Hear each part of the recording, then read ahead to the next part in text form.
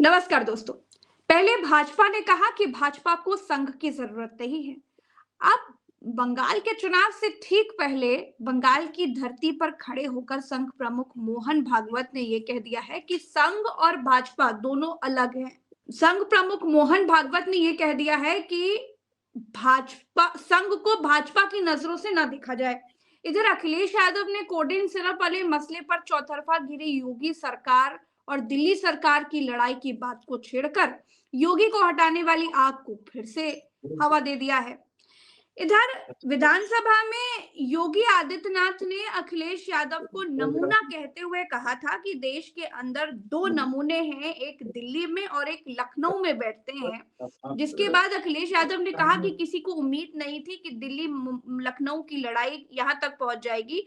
संवैधानिक पदों पर बैठे लोग आपस में कुछ तो लोक लाज रखें और मर्यादा की सीमाएं न लांघें। भाजपाई अपनी पार्टी के अंदर की खींचातानी को चौराहे पर ना लाएं, कहीं कोई बुरा मान गया तो वापस जाना पड़ेगा।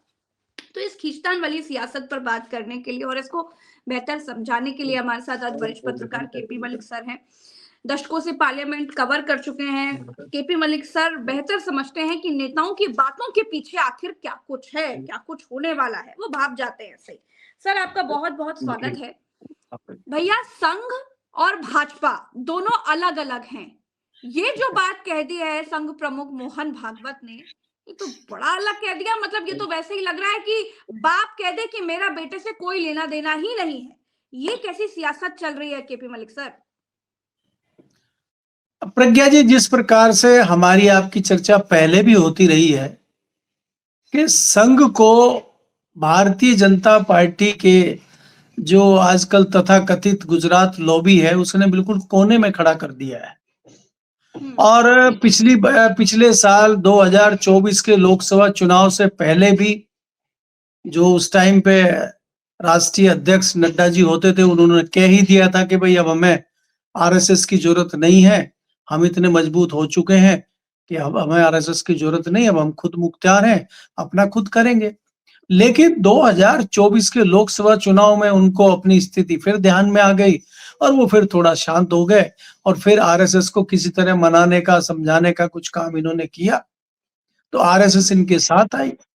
अभी इन्होंने क्या किया कि जो 4 राज्यों के चुनाव हुए हैं और उन 4 राज्यों के चुनाव में जो सफलता मिली है तो उसमें गुजरात लॉबी और भारतीय जनता पार्टी का जो तथाकथित शीर्ष नेतृत्व है वो ये मान के चल रहा है कि हम मजबूत हैं और संघ हमारे सामने कुछ नहीं है। संघ के भी जिस प्रकार से ये दूसरे पार्टियों के नेताओं को तोड़ते हैं, दूसरे सियासी दलों को तोड़ते हैं, उसी प्रकार से इन्होंने श्याम दाम दंड भेद संघ के लोगों के साथ भी किया है। और आज संघ के कई लोग इनके पक्ष में खड़े हो गए, इनके साथ खड़े हो गए। कुछ लोग लालच में खड़े हो गए, कुछ लोग मजबूरी में खड़े हो गए, क्योंकि इनके पास खाली लालच देने के अलावा भी दूसरे भी माध्यम है ना, श्याम दाम दंड भेद वाले, तो कई लोग उसमें भी आ जाते हैं। तो आज बड़ी अच्छी तादाद इनके पास संघ के लोगों की है जो इनके पाले में खड़े हुए दिखाई देते हैं। और मुझे लगता है कि यही टीस मोहन भागवत जी को सता रही है, इसीलिए वो इस तरह की भाषा आज की डेट में बोल रहे हैं।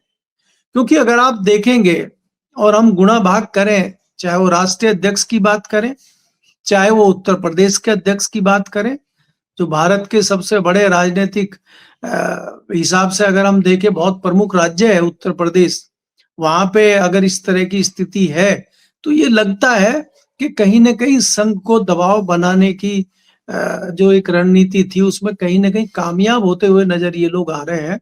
और आज वही है कि एक सेकंड लाइन के जो लोग थे उनको संघ में ऊपर लाया जाए। और संघ के कई लोग हैं जिनको सब जानते हैं, आपको भी अंदाजा है कि वो भारतीय जनता पार्टी के आज के शीर्ष नेतृत्व के पसंदीदा लोग हैं संघ में। और कोशिश है कि अगर मोहन भागवत जी को भी हटा के उनको ले आया जाए तो संघ भी अपने पक्ष में 100% हो जाएगा। क्योंकि मैं मानता हूं कि संघ अभी 100% नहीं हुआ है, लेकिन संघ में 60% तक लोग इनके पक्ष में आ चुके हैं, इस तरह की खबरें हैं। अब उसका क्या प्रभाव होगा, अब क्या संघ भी टूट जाएगा? 2024 के चुनाव के वक्त जब नड्डा जी ने ये बात कही थी कि हमको भाजपा की जरूरत नहीं है, उसका असर हमने देखा कि क्या हुआ। और अब बंगाल चुनाव से ठीक पहले संघ ने ये कह दिया है कि संघ और भाजपा अलग अलग है। जो लोग संघ को और भाजपा को एक ही नजरिए से देखते हैं वो बहुत गलत करते हैं। तो इसके क्या मायने हैं? देखिए प्रज्ञा, मुझे ये भी लगता है कि खाली इतना भर नहीं है, मतभेद जरूर है, बहुत सारी चीजें हैं, लेकिन संघ बिल्कुल अलग है। ये मोहन भागवत जी भरमाने का काम लोगों को कर रहे हैं, और भारतीय जनता पार्टी के लोग भी जानते हैं कि कितनी भी दूर चला जाए संघ हमसे अलग नहीं है।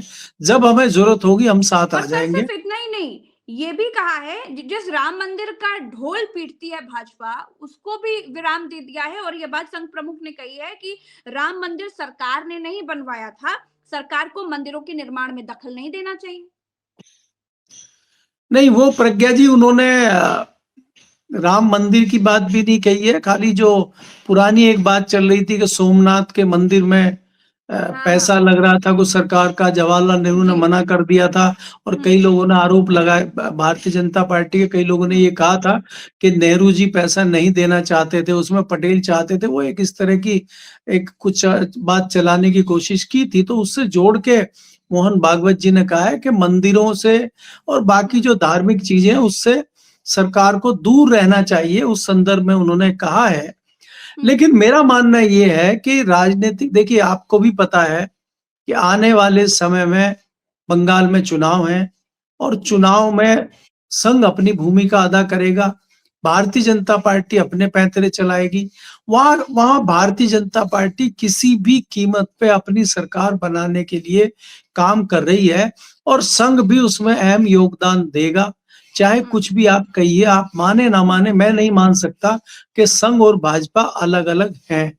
वो दिखाने के लिए अलग हो सकते हैं, वो जनता को मैसेज देने के लिए अलग हो सकते हैं। क्या मैसेज जाएगा, इसको थोड़ा समझाइए सर। कि बंगाल चुनाव से ठीक पहले बंगाल की धरती से ये कहना कि संघ और भाजपा तो एक है ही नहीं, वो दोनों अलग अलग हैं, इससे क्या मैसेज जाएगा, क्या फायदा नहीं होगा प्रज्ञा, इससे देखिए भाजपा को? देखिए, ये तो रणनीति संघ की और भाजपा की पहले से रही है कि जहां भारतीय जनता पार्टी कोई ऐसा काम करती है कि उसका बहुत ज्यादा विरोध होने लगे, तो वहां संघ जाके उसको संभालने की कोशिश करता है।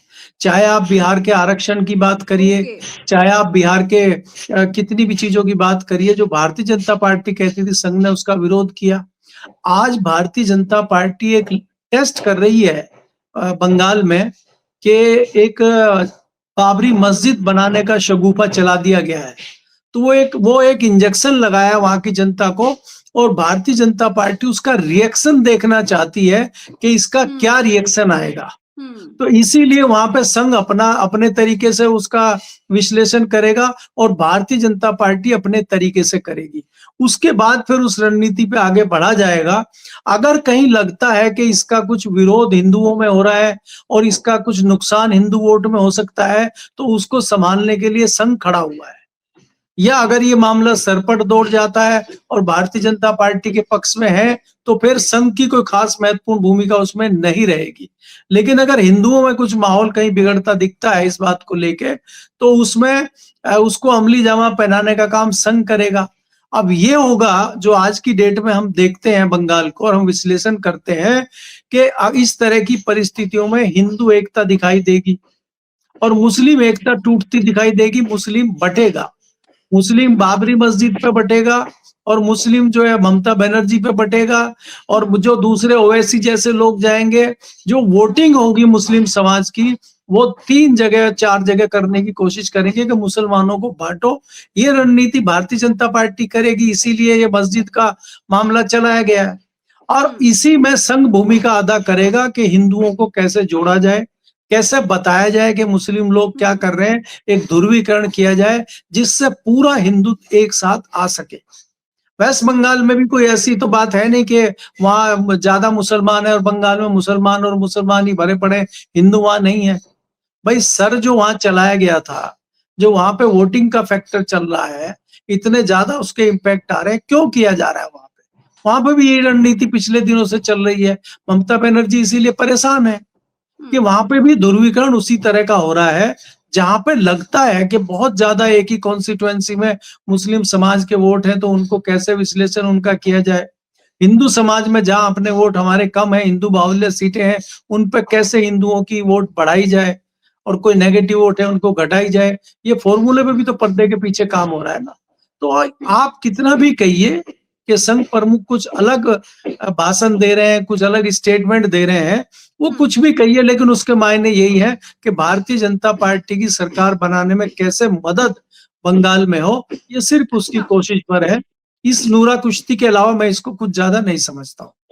अच्छा, एक चीज और आज देखने को मिली कि कोडिन कफ सिरप वाले मसले पर यूपी सरकार या कहें कि योगी आदित्यनाथ बिल्कुल डिफेंसिव मोड में दिखाई दिए। एक तरीके से कहें तो वो बचाव की मुद्रा में नजर आ रहे थे। इधर आज योगी आदित्यनाथ ने यह भी कह दिया कि coding cough syrup Uttar Pradesh में बनता ही नहीं है, कोडिन कफ सिरप से यहाँ पर कोई मौतें हुई नहीं है। और उसके बाद ऐसा दिख रहा था जैसे योगी आदित्यनाथ यूपी सरकार को क्लीन चिट देने की कोशिश कर रहे हैं, लेकिन दिल्ली का मीडिया पूरे जोर शोर से कोडिन कफ सिरप वाले मसले को उठाया हुआ है कि पब्लिक सर कोई शक्ति तो है जो कोडिन कफ सिरप वाले मसले को तूल दे रहा है, इस मामले को पूरा तन मन धन से आगे बढ़ाने की कोशिश कर रहा है। और आज अखिलेश यादव ने एक ट्वीट भी किया जो उन्होंने लखनऊ और दिल्ली की लड़ाई को एकदम जग जाहिर कर दिया। उन्होंने लिखा कि किसी को उम्मीद नहीं थी कि दिल्ली लखनऊ की लड़ाई यहां तक पहुंच जाएगी। संवैधानिक पदों पर बैठे लोग आपस में कुछ तो लोक लाज रखें और मर्यादाओं की सीमा ना लांगे। भाजपा अपनी पार्टी के अंदर की खींचतान को चौराहे पर ना लाए। और उसके बाद उन्होंने ये भी लिखा कि कहीं अगर कोई बुरा मान गया तो वापस भी जाना पड़ सकता है। बताइए। देखिए प्रज्ञा जी, मैं तो अखिलेश जी आज ट्वीट कर रहे हैं या अखिलेश जी कब से कह रहे हैं, मैं तो आपको कितने सालों से कह रहा हूं कि दिल्ली और लखनऊ में तलखी है, उसके तमाम कारण भी है। आज भी जो परिस्थितियां बनी हुई हैं कि दिल्ली चाहता है कि बाबा को हटाया जाए, बाबा अगर नहीं हटते हैं तो उनको कैसे टाइट किया जाए, कैसे उनको घेर कर रखा जाए, कैसे उन पर दबाव बनाया जाए, ये सारी कवायद दिल्ली से चल रही है। और ये सब राजनीतिक कवायद है और मान के ये चला जा रहा है कि बाबा ने भी ये चीजें करी हैं 2024 में, और उसी का नतीजा है कि आज दिल्ली उनको घेरना चाहती है। और दिल्ली इसलिए घेरना चाह रही है कि खाली बाबा ही उनके लिए कोई स्पेशल खतरा नहीं है। जिस प्रकार से उन्होंने दूसरे राज्यों में डमी रबर स्टैंप सीएम बैठा रखे हैं, इसी तरह से वो चाहते हैं यूपी में बिठाना। कारण नंबर 1। कारण नंबर 2 ये है कि आज भारतीय जनता पार्टी में मोदी के बाद अगर कोई दूसरे नंबर का चेहरा दिखाई देता है तो वो योगी आदित्यनाथ है, हिंदुत्व का चेहरा है वो। लेकिन वहां पे जो गदाधारी भीम बैठे हुए हैं, जो चाणक्य हैं, वो कहते मैं हूं नंबर 2। तो नंबर 2 की लड़ाई में बने रहने के लिए ये दिल्ली लखनऊ की लड़ाई चल रही है। और लड़ाई में तो कुछ ना कुछ चलेगा ही, कभी लखनऊ भारी होगा तो कभी दिल्ली भारी होगा। 24 में बहुत भारी हो गया था दिल्ली लखनऊ, और आज जो है दिल्ली थोड़ा भारी है, लखनऊ थोड़ा कमजोर पड़ रहा है, क्योंकि दिल्ली से ही जो है आपके प्रदेश अध्यक्ष भेजे गए हैं और दिल्ली ने ही जो है राष्ट्रीय अध्यक्ष बनाया है। तो आज थोड़े से दबाव में और थोड़ी कमजोर स्थिति में योगी हैं, लेकिन योगी खत्म हो गए हैं ऐसा मैं बिल्कुल नहीं कह सकता हूं। ये हार जीत की लड़ाई है। अब इस लड़ाई में कौन जीतता है, लड़ाई भयंकर दोनों ओर से चल रही है। और जैसा कि मैंने कहा कि ऊंच नीच लड़ाई में चलती रहती है, आज थोड़ा सा नीची स्थिति में दिखाई दे रहे हैं लखनऊ, और हो सकता है कल लखनऊ फिर ऊपर की स्थिति में आ जाए। कल रिजल्ट क्या है, अभी तो 2027 की लड़ाई लड़नी है, और 2027 की लड़ाई में सबसे महत्वपूर्ण दावेदार, सबसे महत्वपूर्ण सेनापति उत्तर प्रदेश में योगी ही है। योगी के अलावा तो मुझे कोई दूसरा चेहरा दिखाई नहीं देता। लेकिन अगर भारतीय जनता पार्टी निर्णय ले ही लेती है कि हमें उत्तर प्रदेश में भारतीय जनता पार्टी चाहिए ही नहीं, तो फिर तो दिल्ली कुछ भी कर सकता है। फिर अकेले योगी क्या करेंगे?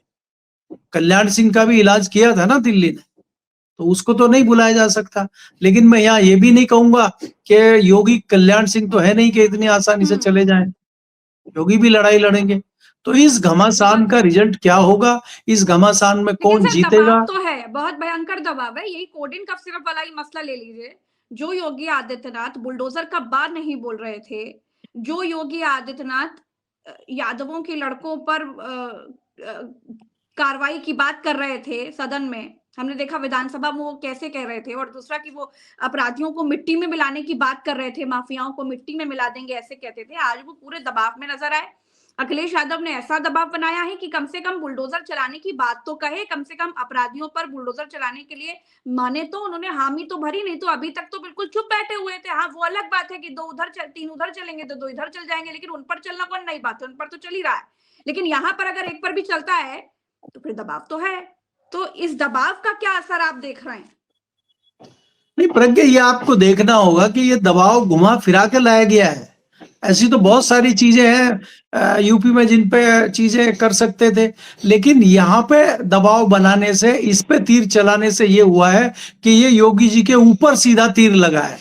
योगी जी अगर इसमें कुछ भी हलचल करते हैं तो इसमें बड़ी तादाद में इन्हीं की जाति के लोग फंसते हैं।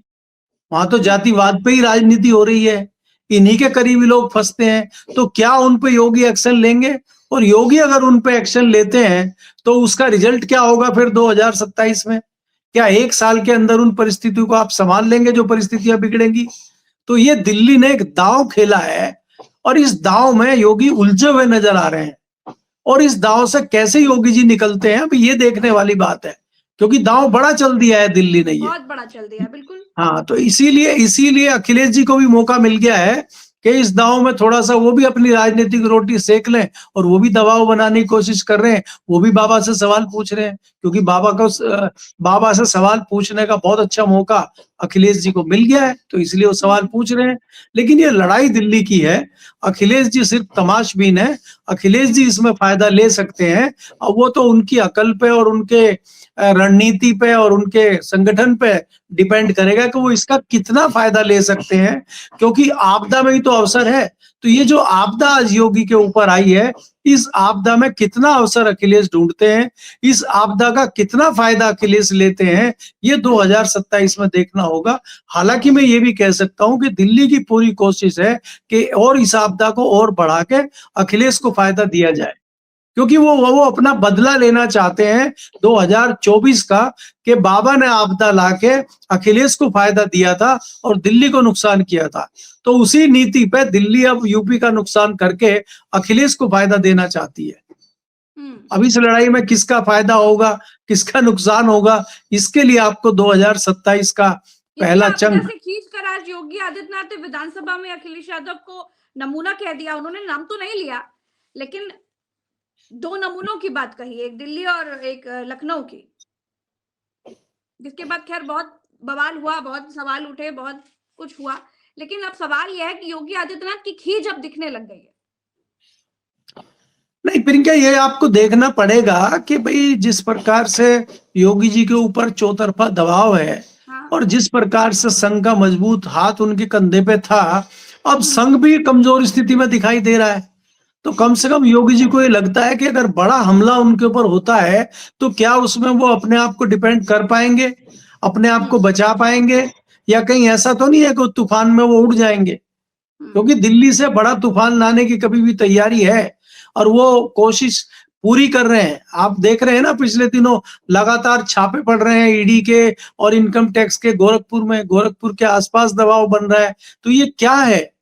अब छापे अगर पड़ रहे हैं, डबल इंजन की सरकार है, भारतीय जनता पार्टी की सरकार केंद्र में है, तोते मैना गिद्ध सब उनके कंट्रोल में है, और उसके बावजूद आपके यहाँ छापे पड़ रहे हैं, तो आपको समझ लेना चाहिए कि जो चाबी भरी जा रही है छापों में, वो कहाँ से भरी जा रही है, कहाँ से आदेश दिए जा रहे हैं। तो ये कोई अनजान आदमी भी समझ सकता है कि दबाव कहाँ से आ रहा है, क्यों आ रहा है, उसके क्या कारण है। कारण पे हम चर्चा कर चुके हैं पहले। जी चलिए, बहुत बहुत शुक्रिया केपी मलिक सर, आपने समय दिया। दर्शकों का भी बहुत बहुत आभार। इस महत्वपूर्ण चर्चा में आज बहुत सारी बातें निकल करके आई जो दर्शकों को साफ तौर पर समझ में आ गई होगी। हम फिर मिलेंगे अगली चर्चा में, अभी के लिए इतना ही। चैनल को अगर आपने सब्सक्राइब नहीं किया है तो सब्सक्राइब जरूर कीजिए, वीडियो को शेयर जरूर कीजिए, अपनी महत्वपूर्ण राय हमें कमेंट पे जरूर बताइए। और अगर किन्हीं मुद्दों पर आप चाहते हैं कि हम उस पर चर्चा करें तो वो भी आप हमें इस वीडियो सेक्शन के कमेंट सेक्शन में जरूर बता सकते हैं।